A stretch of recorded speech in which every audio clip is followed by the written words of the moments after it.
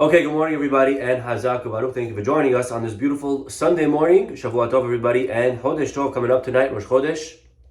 We are moving into a new parasha, Parashat Bo. And of course, our commentaries point out that the word Bo, which means come, God says to Moshe, come to Paro, go to Paro, and I am going to deliver the final 3 makot. Last week in Va'era, we spoke about the first 7 plagues.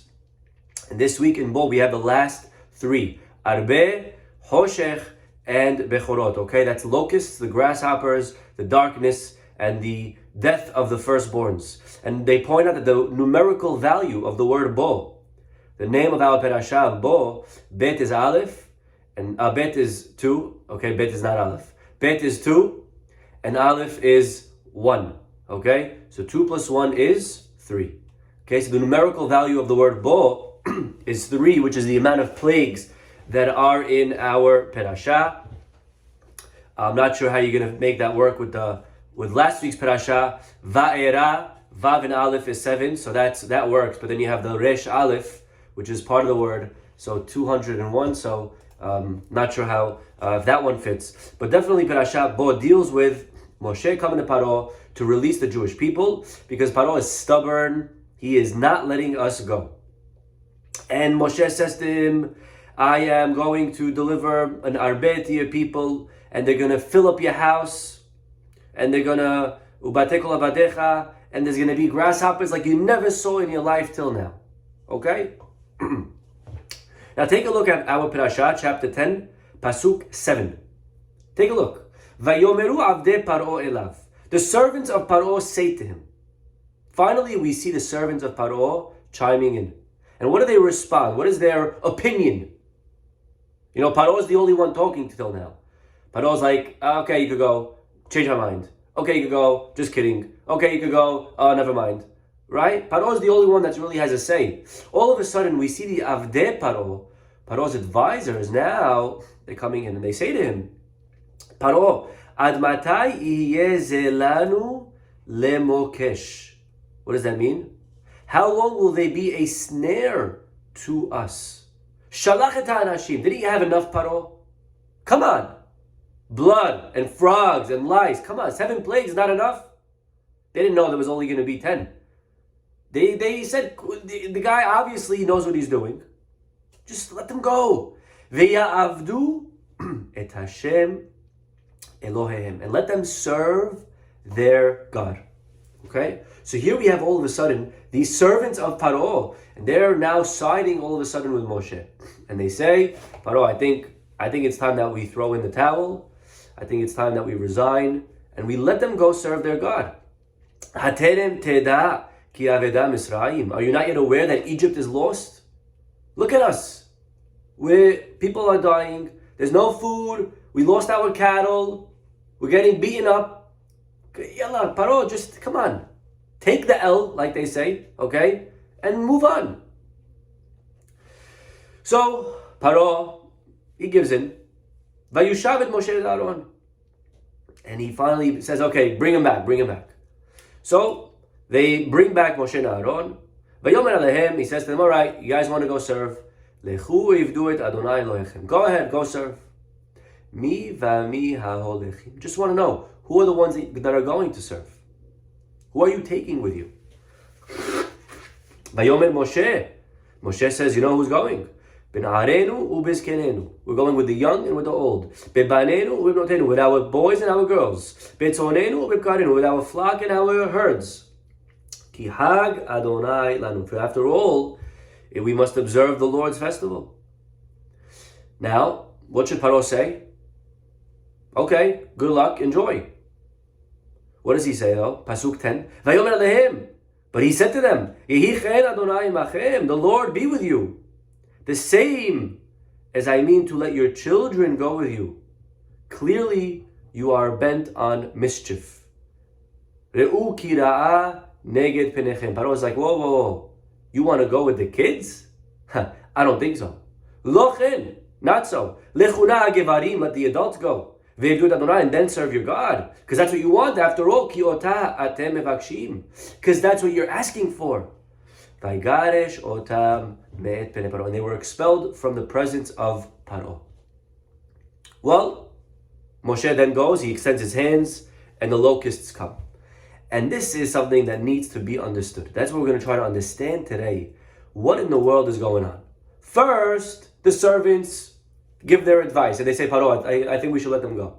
Pharaoh's like, yeah, you're right. He calls them in. All right, what do you want to do? We're going to go. We're leaving. We're taking everybody.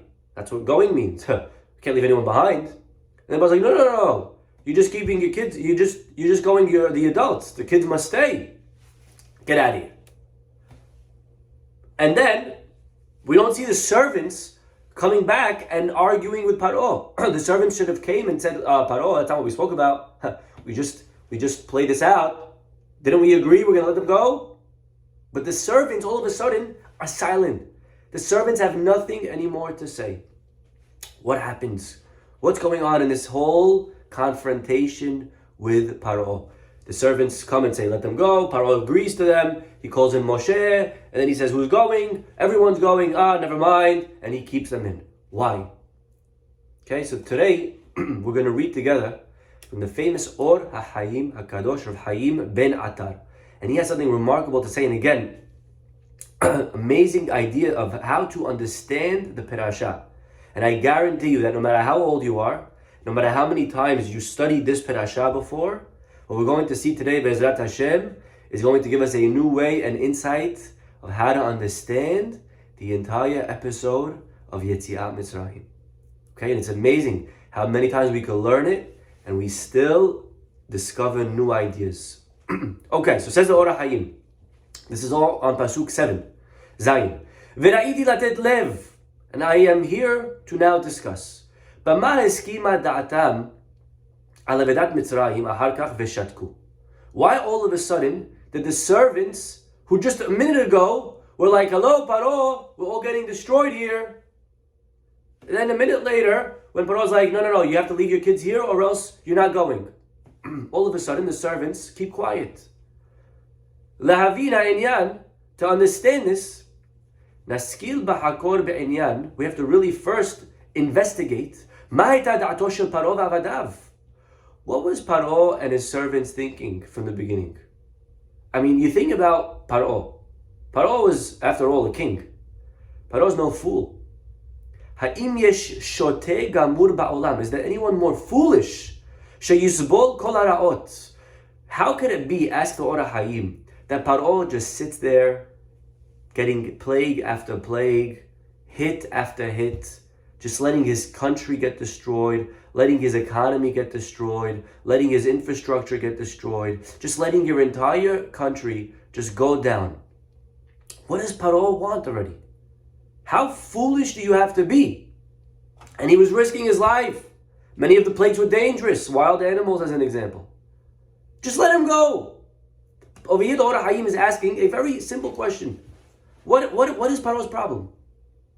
Why is he so stubborn in not letting the Jews go? And he's willing to take down his entire country. Ve'odlo, not only that, Shalakai Eloho, his God got attacked. The Nile, who he believed was a god. Ve'safu Miknav, he lost a lot of his cattle.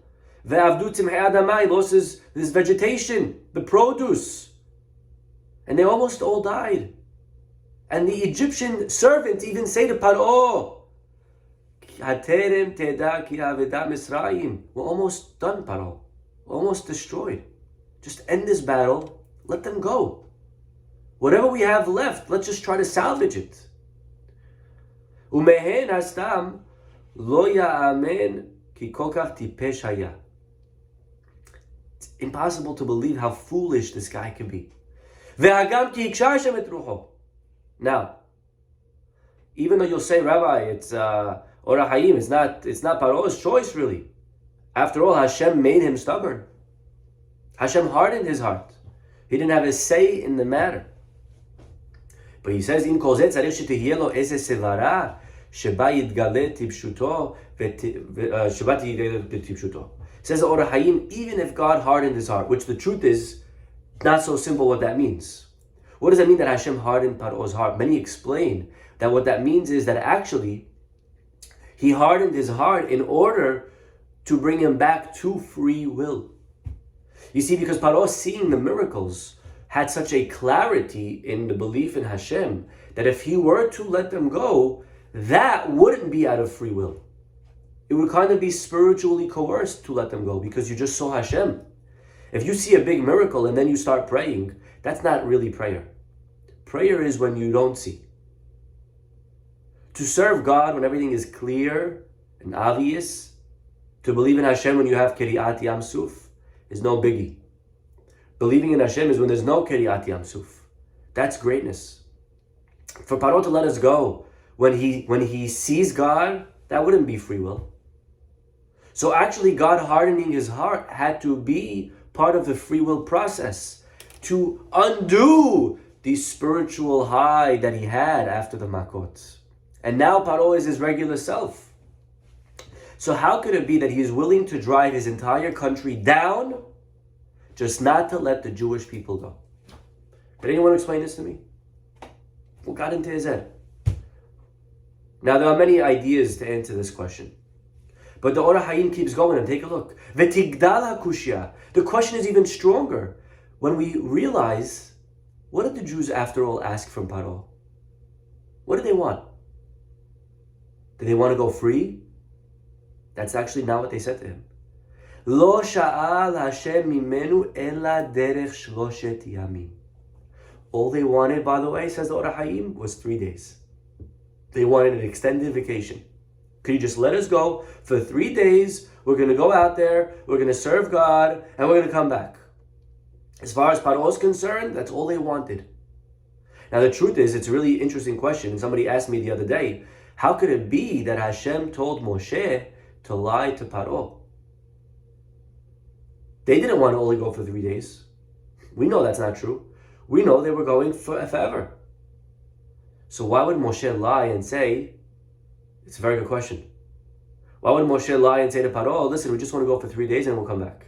How could he lie? Right? So one of the answers to this question, by the way, we're just going to pause for a moment on the class, on the Or HaHayim. Okay, good question. So one of the answers to this question is as follows. The Pasuk says, Vayavidu et bnei Yisrael befarech. You know, we wonder, how did the Jews ever become slaves? Usually when you enslave somebody, there's a market, you buy them and then you sell them. The Jews were equal to everybody. All of a sudden, they find themselves slaves. How did that start? How did they get to that level? They were being sold and shipped around and beaten up. How did it begin? And the rabbis tell us, the Midrash says that it began actually with the Egyptians themselves working. The Egyptians started building. And they turned around and they said, all right, everybody, we're going to give, just like we give money taxes, we're going to give taxes from our bodies, from our time. Everybody has to come and give 2 hours of community work service to build the pyramids for the kingdom, for the empire. And everybody came. And the Jews wanted to be good citizens, and they came. So in the beginning, everybody joined in this project, working for the empire. And then, slowly, everybody pulled out, and the Jews realized that they're the only ones doing the work. And then they were told that you have to come. And then they were told that if they don't come, they're going to get beaten up. And then they started enslaved. And so the way they got the Jews to become slaves was they tricked them. And that's what it means, Vayavidu et bnei Israel befarech. The word befarech, which means with labor, could also be a combination of the two words beferach, with a soft mouth. Beferach. They convinced them and they tricked them with their soft mouth into being slaves. And if that's the case, we now have an answer to our question. Why did God say we're only leaving for 3 days? Because God wanted to show Pharaoh what it feels like to be tricked into something. You want to trick the Jews? Let me show you what it feels like to be duped. Let me show you what it feels like to have someone tell you one thing and then pull a bait and switch. And so he says, we're going just for 3 days, and all of a sudden 3 days later they're out. Very nice. But says the Ora Hayim, going back to our question, if all they wanted was 3 days, and Pharaoh didn't know that they were lying, Pharaoh didn't know they were just tricking him, why doesn't he let him go? You're willing to suffer all the plagues not to let the Jewish people go? And says the Ora Hayim, Ve'avin davar, to understand this, ki hu zeh, he says actually, the 3 days is why Pharaoh didn't let them go. ולכל עמו, אשר התאהו לפרעה ולכל עמו, אופן השליחות אשר שלח השם לשלוח ישראל לעבוד במדבר. The fact that Moshe said we want to go just for 3 days, when Pharaoh heard that, Pharaoh was like, whoa, you want to go just for 3 days? Then I have to reconsidering letting you guys go all together. Why? Says the Ora Hayim, Harehu gilui lePar'o ulamo. When Moshe says 3 days, you know what that shows Pharaoh? That shows Pharaoh weakness. Ki lo behechletu shoel. It means that you're not asking to completely go. And therefore, what does that indicate? This shows us, says the Ora Hayim, one of two things. When Moshe comes to Pharaoh and says we want to go just for 3 days, there are two conclusions that Pharaoh can derive. Number one, Ki davar Hashem emetu. God is telling the truth. He just wants 3 days, and then they'll come back. That's possibility number one. But the second possibility, they're really just trying to sketch us. They're lying. And really, he just wants to go forever. But then why would God not just say forever? If all he wants to do is go forever, say it. Why is he trying to lie and say 3 days? Says Pharaoh, if we're going with option 2, it must be God doesn't have the power to fully take them out. Barminan. Wow. Says Ora Hayim, there are two possible conclusions. Number one, they really only want to go for 3 days. Number two, they want to go forever, but God can't actually do that. He's not powerful enough to take them out forever. So he has to lie, get them out for 3 days, and once they're out, then he can deal with them and manage with them out. But the taking out part, God himself cannot do.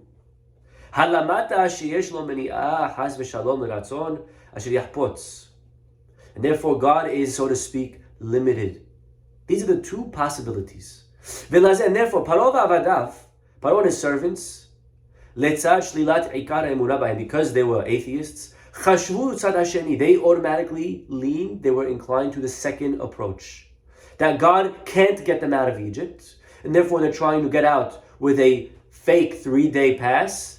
And once they get the 3-day pass, then God can do magic outside of Egypt. But in Egypt, God has no power. They were leaning to the second option. And therefore, hikshu orpam, they were stubborn. They didn't let the Jews go. Because they said, because God can't do such a big miracle and get them out of here.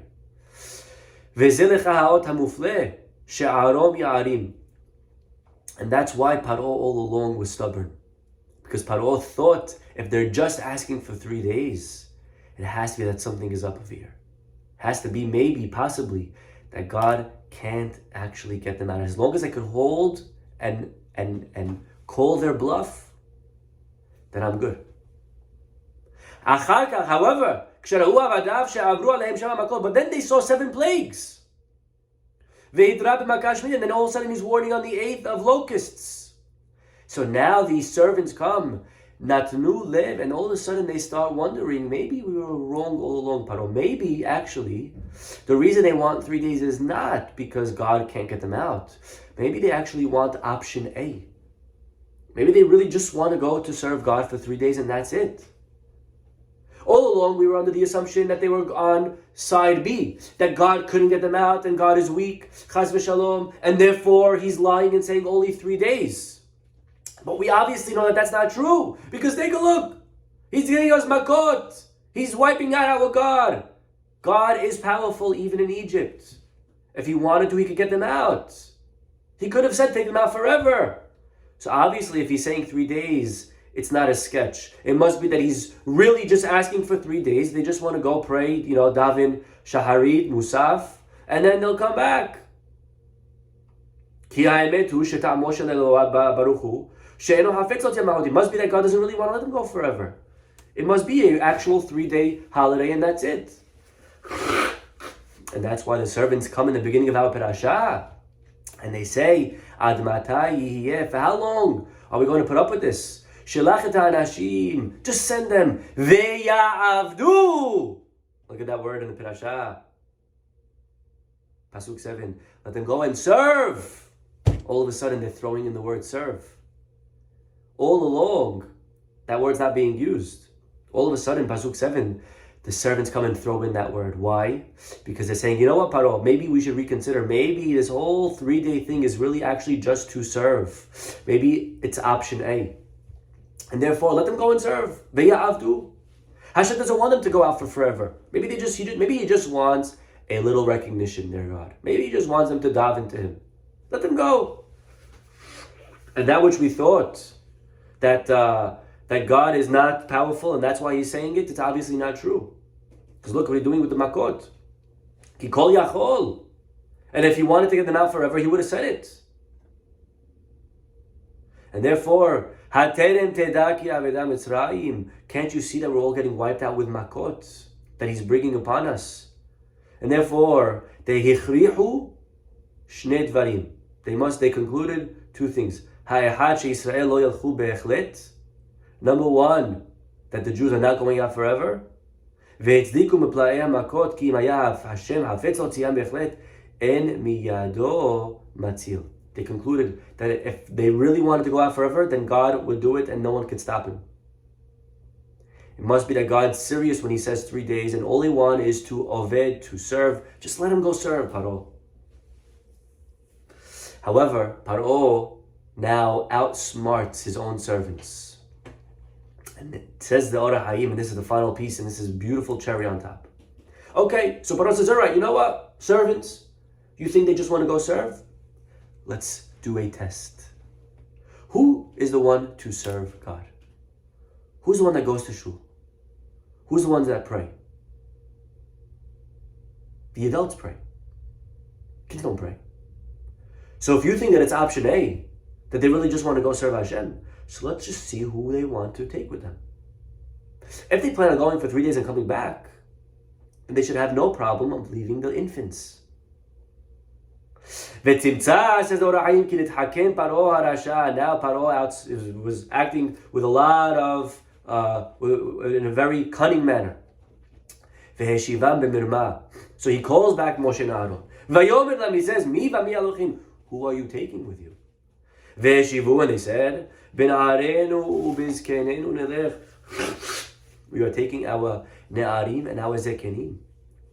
Ve'amar lahem, and then Paro responds, Ra'a neged lechuna gevarim. What are you talking about, Moshe? If you really want to serve, if it's option A, then take the adults. Ki ota atem mevakshim, because that's all you really want. Vaygaresh otam, and he therefore concludes, and he proves to his own servants. He proves to his own servants. Look, they want to take the kids. Kids don't serve. Kids don't go to shul. Kids don't pray. Must be. They're not just going for a moment, for 3 days. Because if that was the case, they would have kept the kids here. It must be it's all a farce. It's all a lie. It's all a ruse. They're just trying to go forever. And that's why they're taking everybody. And therefore, even the servants we don't find anymore complain. Because the servants themselves now realize maybe Paro is right. If they want to go with their kids, maybe they are lying. And maybe the reason they said 3 days is because God, for some reason, is powerless in taking them out. Amazing. What a way of understanding Parashah. But of course, we know that even to serve as Jews, we have as a pillar of our belief system the idea of chinuch. Chinuch means the idea of training our children. We go to shul, we don't go with just the adults. We don't just take the old people. A shul without kids is a shul without a future. We believe and we know that every synagogue must have a very strong kids minyan, a very strong kids program, programs for the youth, programs for the kids. We take our kids, we put them next to us, we send them even to play, even to run around in the halls, even to just get candy.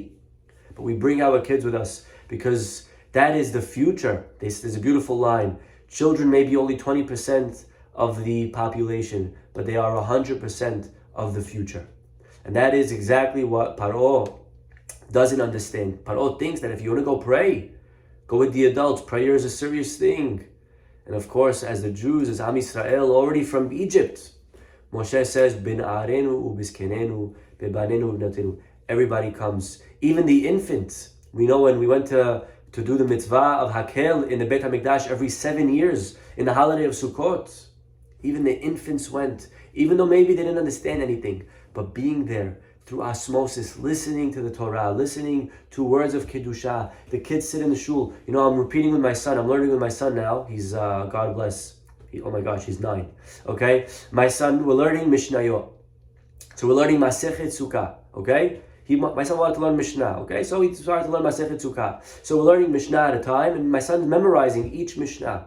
So finally, we were walking to shul yesterday. So I repeated the Mishnayot with my son, whatever he memorized so far. So I start going with my son. Okay, Sukkah shehi geva lemala me'esrim amah, a sukkah that's taller than 20 amot pesula. Ve'Rabbi Yehuda, and what does Rabbi Yehuda say? And all of a sudden, my other son Michael screams out, "Machshir!" Rabbi Yehuda says it's kosher. And he knew the words of the Mishnah, and he never studied it. But he just heard my son repeating it and learning it with me so many times that it picked up, it rubbed off on him. And therefore, this is the chinuch that we must give our children, bringing them to synagogue, letting them come to class, letting them come listen to the Torah, training them from young. Of course, educating our children is not an easy thing. It must be done with sechel. But we don't just make sure that we worship and we serve and we disregard our children. Chas v'shalom. B'na'arenu u'b'zkenenu nelech. Okay, everybody, we'll stop over here. We'll see you all tomorrow. Bye-bye.